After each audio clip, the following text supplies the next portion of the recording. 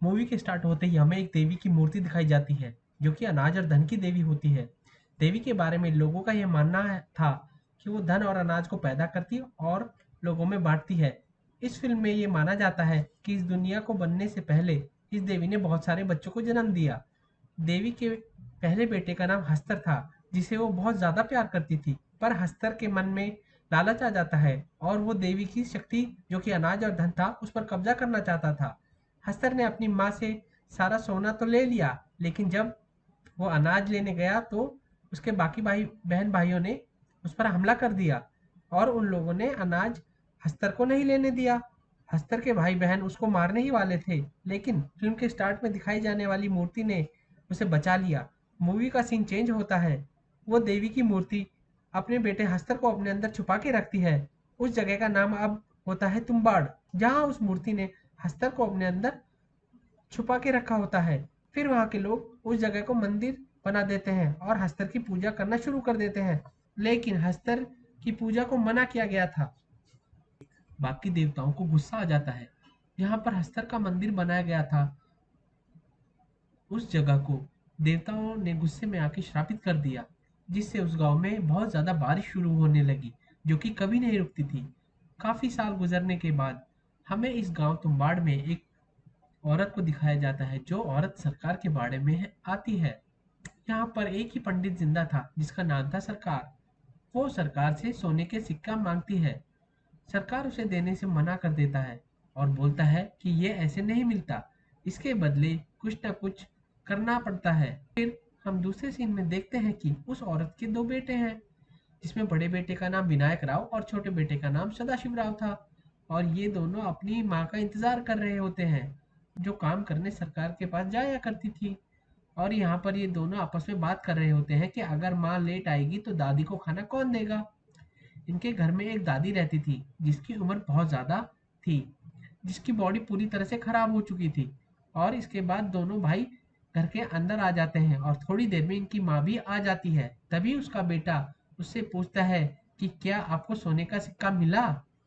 यहाँ पर scene change होता है और उन लोगों को पता चलता है कि सरकार मर चुका है और वो लोग सरकार का अंतिम संस्कार कर रहे होते हैं। इसके बाद वो औरत अपने बेटों से कहती है कि वो लोग अब यहाँ पर नहीं रहेंगे। जैसा कि इस मूवी को देखकर पता चलता है कि ये मूवी बहुत साल पुराने वक्त को दर्शाती है।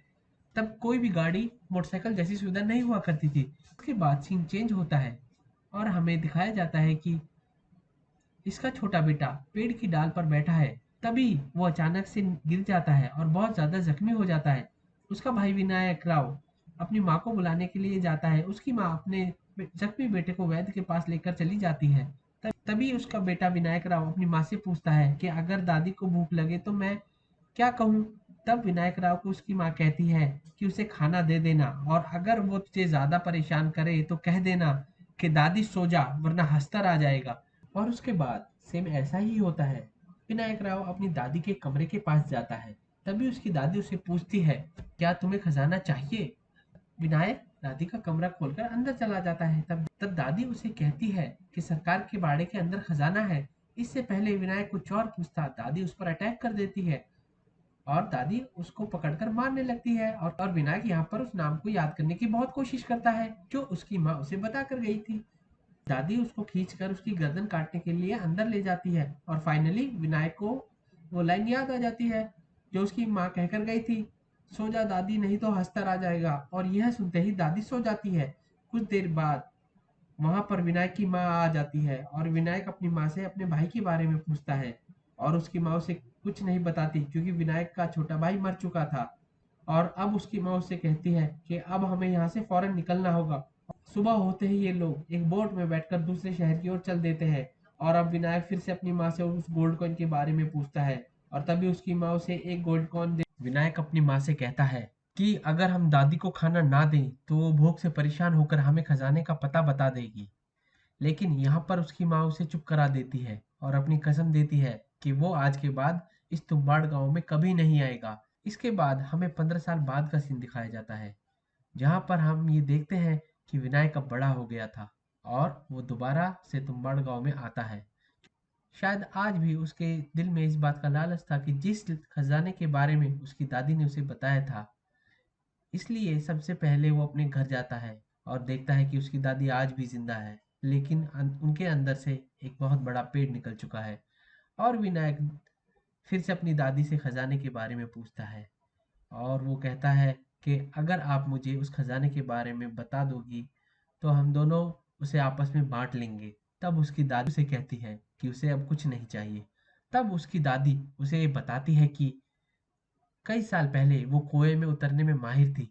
अब फाइनली विनायक को ये पता चल जाता है कि खजाना कुएं के अंदर है, लेकिन वहां से खजाना लाना कैसे है ये बात उसे अभी भी पता नहीं थी। और फिर विनायक दोबारा दादी के पास जाता है और दादी उसे पूरा राज बता देती है। इसके बाद विनायक दादी समेत पूरे घर को आग लगा देता है, और जब वो एक सोने का सिक्का लेकर घर वापस आता है तो देखता है कि उसकी बीवी ने एक छोटा सा काम शुरू कर दिया है। पर विनायक अपनी बीवी से कहता है कि अब मेरे पास बहुत सारा पैसा होगा और जल्दी ही हमारा समय बदलने वाला है। अब अगले दिन विनायक अपनी हालत ठीक करके पंडित के पास जाता है और उसे सोने का सिक्का दिखाकर उसकी कीमत के बारे में पूछता है। उस सिक्के को वो पंडित को दे देता है, क्योंकि क्योंकि विनायक ने पंडित से कर्ज लिया था। और अब फिर विनायक थोड़े दिनों बाद बार बार तुम्बाड़ गांव में जाता है और वहां से गोल्ड कॉइन निकाल के लाता है। अब विनायक दिन पर दिन अमीर होता जा रहा था। उसकी कंडीशन काफी चेंज हो गई थी, और अब उस पंडित के मन में भी लालच आ जाता है जिससे विनायक ने पैसे लिए थे। पंडित विनायक के पास जाता है और उससे कहता है कि वो उसे अपने काम में हिस्सेदार बना ले, लेकिन विनायक उसकी बात को मना कर देता है। अब उस पंडित के मन में लालच था कि वो भी तुम्बाड़ जाकर गोल्ड कॉइन लेकर आए। फिर वो पंडित एक औरत को कुछ पैसे देकर विनायक के पास भेजता है, इस बीच में वो तुम्बाड़ जाके सोने के सिक्के निकाल कर ला सके। लेकिन वो औरत ज्यादा पैसों के चक्कर में सब कुछ विनायक को बता देती है। इसके बाद हमें अगले सीन में तुम्बाड़ गांव में बनी सरकार की बाड़ी दिखाई जाती है, जिसके बाहर पंडित खड़ा हुआ है। इसके पीछे विनायक वहीं पहुंच जाता है, जिसकी नजर सिर्फ पंडित पर थी। अब विनायक उस पंडित को सारे तरीके करके दिखाता है। फिर पंडित देखता है कि विनायक कुएं के अंदर उतरता है, और जब वापस आता है तो उसके हाथ में बहुत सारे सोने के सिक्के होते हैं। इसके बाद पंडित कुएं में उतरकर काफी नीचे तक जाता है, क्योंकि रास्ता काफी ज्यादा तंग था और उसकी वॉल्स रेड कलर की थी। कुएं के अंदर से ऐसा फील हो रहा था जैसे कोई सांस ले रहा है।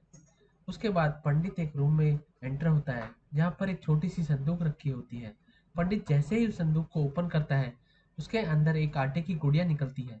जैसे ही पंडित उस गुड़िया को उठाता है, वैसे ही अस्तर को आटे की खुशबू आ जाती है और पंडित को काट लेता है। तभी वहाँ विनायक आ जाता है, और वो देखता है कि पंडित का भी वही हाल हो रखा है जो उसकी दादी का था। लेकिन पंडित ने एक समय पर विनायक की बहुत मदद की थी, इसलिए वो उसकी मदद करता है और उसे मुक्ति दे देता है। यहाँ पे हमें ये पता चलता है कि जब भी हस्तर किसी को काट लेगा तो वो इंसान हमेशा जिंदा रहेगा, पर उसकी जिंदगी बहुत दुख भरी होगी। उसकी बॉडी पूरी तरह खराब हो जाएगी, जैसे कि हमें स्टार्टिंग में दादी को दिखाया जाता है, या फिर अब इस पंडित की बॉडी को दिखाया गया है। कहानी कुछ साल बाद शुरू होती है, जहाँ पर एक बच्चा जिसका कि एक पैर थोड़ा खराब होता है, एक वर्क स्टेशन पर कुछ प्रैक्टिस कर रहा होता है। यहाँ पर विनायक का बेटा एक वर्क स्टेशन पे कुएं में उतरकर अस्तर से पैसे छीन कर लाने की प्रैक्टिस कर रहा होता है।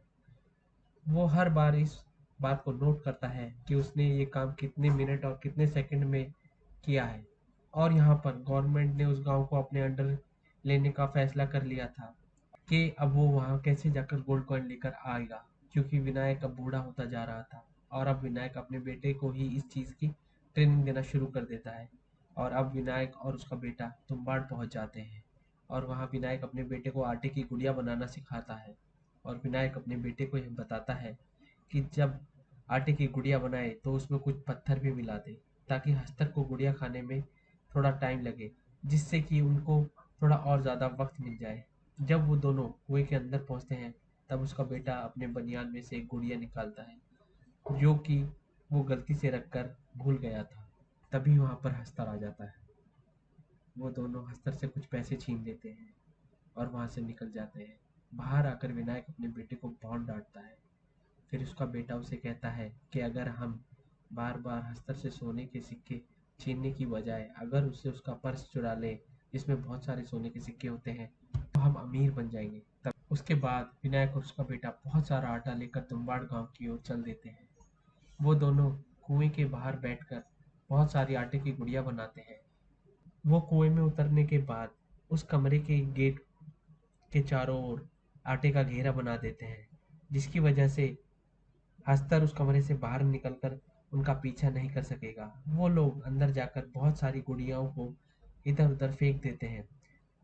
वो जितनी गुड़ियाएं फेंकते हैं हस्तर उतने ही अपने रूप बना लेता है, लेकिन वो लोग अपने चारों ओर आटे का गोला बना लेते हैं ताकि हस्तर अंदर ना आ सके, क्योंकि उसने अपनी माँ से धन की शक्ति तो ले ली थी, पर उसके भाई बहन ने उसे अनाज की शक्ति लेने से रोक दिया था और उसे अभिशाप दिया था कि वो कभी आटे को अपने हाथों से नहीं छू पाएगा, वो सिर्फ दिया हुआ अनाज ही खा पाएगा। हस्तर को बहुत ज्यादा अनाज की भूख थी, इसलिए वो सोने के सिक्कों को चोरी होने से ज्यादा अनाज की गुड़िया खाने पर बहुत ज्यादा ध्यान दिया करता था। अब बहुत टाइम हो गया था। विनायक और उसका बेटा उसी आटे के गोले में बैठकर इस बात का इंतजार कर रहे होते हैं कि कब हस्तर के बाकी रूप खत्म हो। अब उनके पास सिर्फ एक आटे की गुड़िया बचती है। विनायक उस बड़ी गुड़िया से काफी छोटी छोटी गुड़िया बनाकर अपनी बॉडी से बांध लेता है, क्योंकि हस्तर से उसके सोने के सिक्कों से भरा पर्स लेने का सिर्फ यही एक तरीका बचता है। विनायक अपने बेटे को कमरे से बाहर निकलने के लिए बोलता है और खुद उस आटे के गोले से बाहर निकलकर आ जाता है। हस्तर उसे काट लेता है। फिर विनायक उस कुएं से बाहर निकलता है और उसके पीछे बाकी सारे हस्तर भी आते हैं, पर सारे हस्तर आटे के गोले से टकराकर खत्म हो जाते हैं।